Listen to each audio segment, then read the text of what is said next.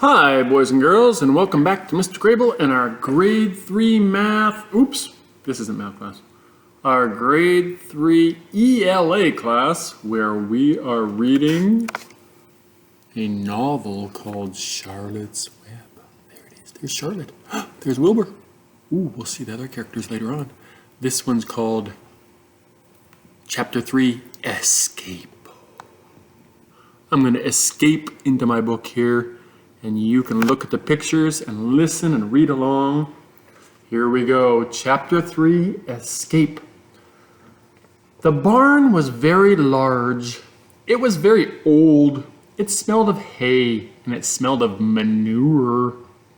It smelled of the perspiration of tired horses and the wonderful, sweet breath of patient cows.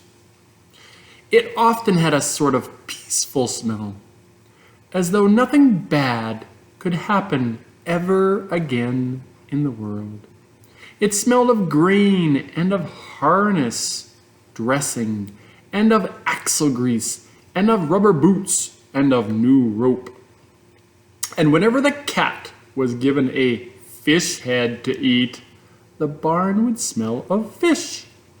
But mostly, it smelled of hay, for there was always hay in the great loft up overhead, and there was always hay being pitched down to the cows and the horses and the sheep. The barn was pleasantly warm in winter, when the animals spent most of their time indoors, and it was pleasantly cool in summer, when the big doors stood wide open to the breeze.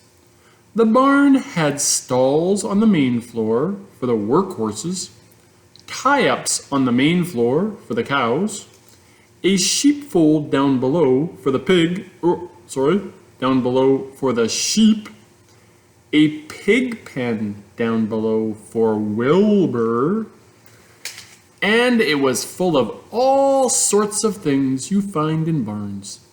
Here's the list. Ladders, grindstones, pitchforks, monkey wrenches, scythes, lawnmowers, snow shovels, axe handles, milk pails, water buckets, empty grain sacks, and rusty rat traps. It was the kind of barn that swallows like to build their nests in. It was the kind of barn that children like to play in. And the whole thing was owned by Fern's uncle, Mr. Homer L. Zuckerman.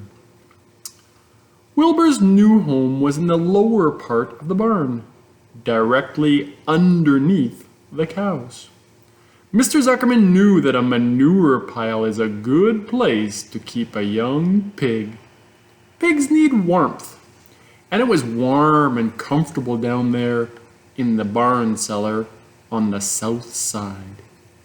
Fern came almost every day to visit him. She found an old milking stool that had been discarded, and she placed the stool in the sheepfold next to Wilbur's pen. There she is, right down there. There's Wilbur, having some food. Here she sat quietly during the long afternoons, thinking and listening and watching Wilbur. The sheep soon got to know her and trust her. So did the geese who lived with the sheep. All the animals trusted her. She was so quiet and friendly. Mr. Zuckerman did not allow her to take Wilbur out, and he did not allow her to get into the pig pen. But he told Fern that she could sit on the stool and watch Wilbur as long as she wanted to. It made her happy just to be near the pig, and it made Wilbur happy to know that she was sitting there, right outside his pen. But he never had any fun. No walks, no rides, no swims. One afternoon in June, when Wilbur was almost 2 months old, he wandered out into his small yard outside the barn. Fern had not arrived for her usual visit. Wilbur stood in the sun, feeling lonely and bored. "There's never anything to do around here," he thought. He walked slowly to his food trough and sniffed to see if anything had been overlooked at lunch. He found a small strip of potato skin and ate it. His back itched, so he leaned against the fence and rubbed against the boards. When he tired of this, he walked indoors, climbed to the top of the manure pile, and sat down. He didn't feel like going to sleep. He didn't feel like digging. He was tired of standing still, tired of lying down. "I'm less than 2 months old, and I'm tired of living," he said. He walked out to the yard again. "When I'm out here," he said, "there's no place to go but in. When I'm indoors, there's no place to go but out in the yard." "That's where you're wrong, my friend," said a voice. Wilbur looked through the fence and saw the goose standing there. "You don't have to stay in that dirty little yard," said the goose, who talked rather fast. "One of the boards is loose. Push on it, push on it, and come on out." "What?" said Wilbur. "Say it slower." At the risk of repeating myself," said the goose, "I suggest that you come on out.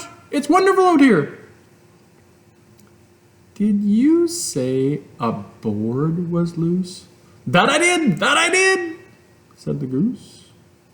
Wilbur walked up to the fence and saw that the goose was right. One board was loose. He put his head down, shut his eyes, and pushed. The board gave way. In a minute, he had squeezed through the fence and was standing in the long grass outside his yard. The goose chuckled. "How does it feel to be free?" she asked. "I like it," said Wilbur. "That is, I guess I like it." Actually, Wilbur felt queer to be outside his fence, with nothing between him and the big world. "Where do you think I'd better go?" Anywhere you like, said the goose. "Go down through the orchard, root up the sod. Go down to the garden, dig up the radishes, root up everything, eat the grass, look for corn, look for oats, run all over, skip and dance, jump and prance. Go down through the orchard and stroll in the woods. The world is a beautiful place when you're young." "I can see that," replied Wilbur. He gave a jump in the air, twirled, ran a few steps, stopped and looked around, sniffed the smells of afternoon, and then set off walking down through the orchard. Pausing in the shade of an apple tree, he put his strong snout into the ground and began pushing, digging, and rooting. He felt very happy. He had plowed up quite a piece of ground before anyone noticed him. Mrs. Zuckerman was the first to see him. She saw him from the kitchen window, and she immediately shouted for the men. "Homer!" she cried. "Pigs out! Lurvy! Pigs out! Homer! Lurvy! Pigs out! He's down there under that apple tree!" "Now the trouble starts," thought Wilbur. "Now I'll catch it." The goose heard the racket, and she too started hollering. "Run, run, run, run, run! Downhill! Make for the woods, she shouted to Wilbur. "They'll never catch you in the woods!" The cocker spaniel heard the commotion and ran out from the barn to join the chase.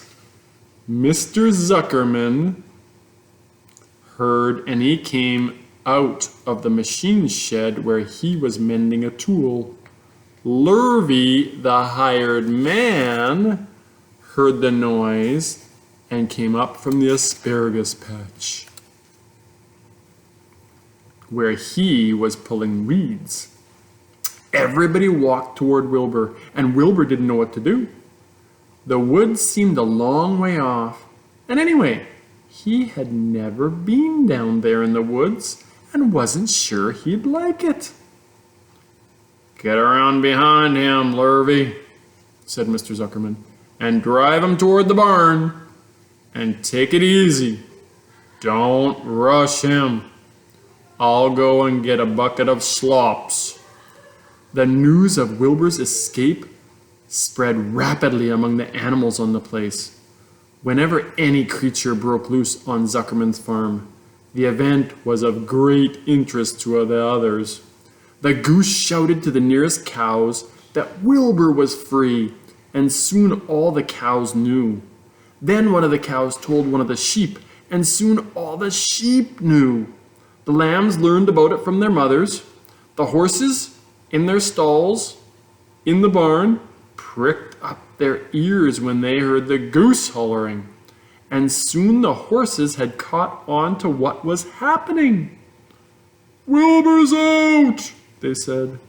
Every animal stirred and lifted its head and became excited to know that one of his friends had got free and was no longer penned up or tied fast.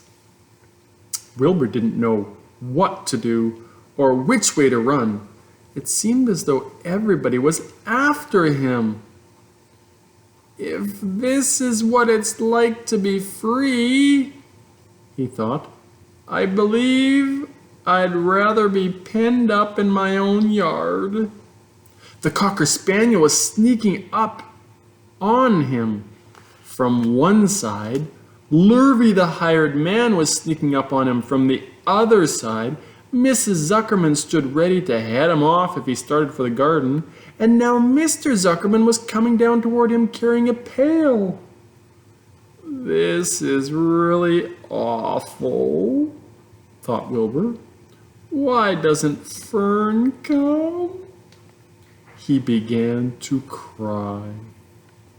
The goose took command and began to give orders. "Don't just stand there, Wilbur! Dodge about!" cried the goose. "Skip around, run toward me, slip in and out, in and out, in and out! Make for the woods, twist and turn!" The Cocker Spaniel sprung for Wilbur's hind leg. Wilbur jumped and ran. Lurvy reached out and grabbed. Mrs. Zuckerman screamed at Lurvy. The goose cheered for Wilbur. Wilbur dodged between Lurvy's legs. You can see in the picture there. Lurvy missed Wilbur and grabbed the spaniel instead. "Nicely done! Nicely done!" cried the goose. "Try it again! Try it again!" "Run downhill!" suggested the cows. "Run toward me!" yelled the gander. "Run uphill!" cried the sheep. "Twist and turn!" honked the goose. "Jump and dance!" said the rooster. "Look out for Lurvy!" cried the cows. "Look out for Zuckerman!" yelled the gander. "Watch out for the dog!" cried the sheep. "Listen to me! Listen to me!" screamed the goose. Poor Wilbur was dazed and frightened by this hullabaloo. He didn't like being the center of all this fuss. He tried to follow the instructions his friends were giving him, but he couldn't run downhill and uphill at the same time. And he couldn't twist or turn and twist when he was jumping and dancing. And he was crying so hard he could barely see anything that was happening. After all, Wilbur was a very young pig. Not much more than a baby, really. He wished Fern were there to take him in her arms and comfort him. When he looked up and saw Mr. Zuckerman standing quite close to him, holding a pail of warm schlopps, he felt relieved. He lifted his nose and sniffed. The smell was delicious. Warm milk, potato skins, wheat middlings, Kellogg's corn flakes, and a popover left from the Zuckerman's breakfast. "Come, pig," said Mr. Zuckerman, tapping the pail. "Come, pig." Wilbur took a step toward the pail. No, said the goose. "It's the old pail trick, Wilbur. Don't fall for it. Don't fall for it. He's trying to lure you back into captivity. He's appealing to your stomach." Wilbur didn't care. The food smelled appetizing. He took another step toward the pail.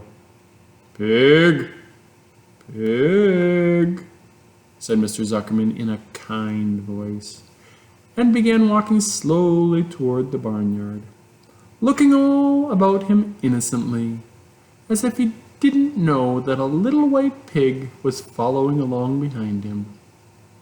"You'll be sorry, called the goose.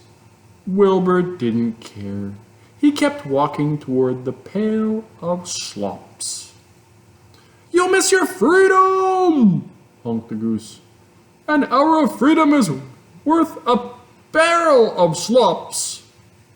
Wilbur didn't care.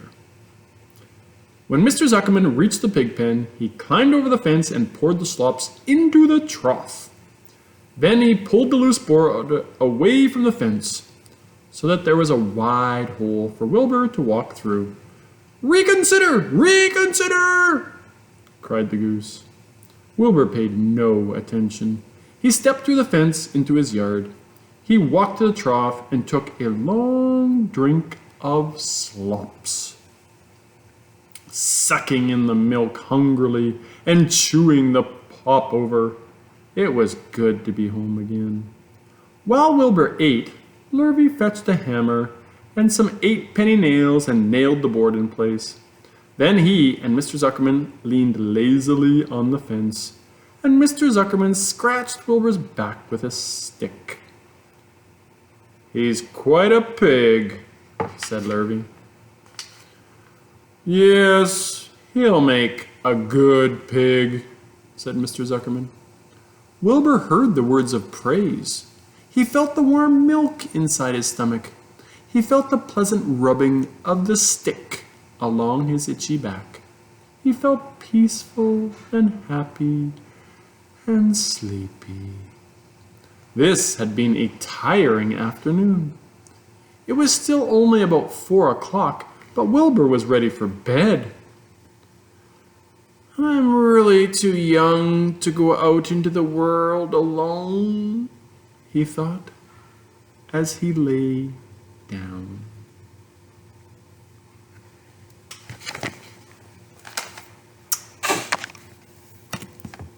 There you go, boys and girls. Another great chapter about Wilbur trying to escape. He got away for a while, but he's back in.